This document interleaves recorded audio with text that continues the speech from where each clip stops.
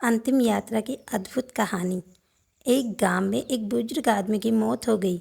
उसके बेटे, सगे संबंधी और गांव वालों ने मिलकर उसके अंतिम यात्रा की तैयारी की। उसकी अर्थी तैयार की गई और उसे शमशान की ओर लेकर जाने लगी। अभी वो लोग कुछ दूर ही पहुंचे थे कि वहां पर दूसरे गांव से एक आदमी आया।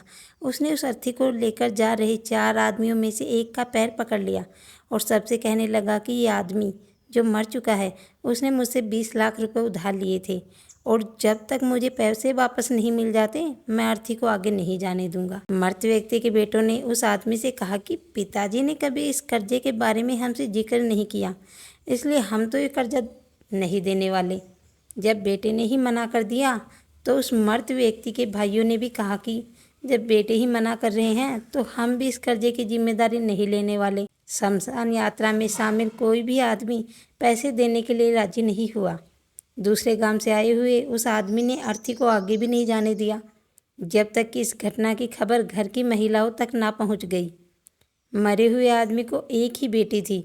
जब उस तक यह खबर पहुंची तो उसने एक ही पल न सोचते हुए अपने सारे जेवरात और कीमती वस्तुएं लेकर वहां पर पहुंच गई और उस आदमी को वह सारी चीज़ें देते हुए बोली, आप इन चीज़ों को बेचकर पैसे ले लीजिए, अगर कुछ कम पड़ेंगे तो वह मैं लौटा दूंगी, लेकिन मेरे पिताजी की यात्राओं को मत रोकिए।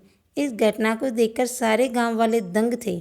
तभी वह आदमी जो कर्जे की मांग कर रहा था, वह बोला कि दरअसल मुझे 20 लाख रुपए लेने नहीं थे, बल्कि मैंने इस आदमी से कभी लिए थे जो मैं आज लौटाने आया था, लेकिन मुझे पता नहीं था कि इसका असली हकदार कौन है, इसलिए मैंने यह सारा नाटक रचाया है। मैं जान चुका हूँ कि मरे हुए आदमी का सच्चा हितैषी ना उसके बेटे हैं, ना उसके भाई, बल्कि उसकी बेटी है। इसलिए यह सारे पैसे मैं उसके हवाले करता हूँ और अपने कर्जे से मुक्त होता हूँ।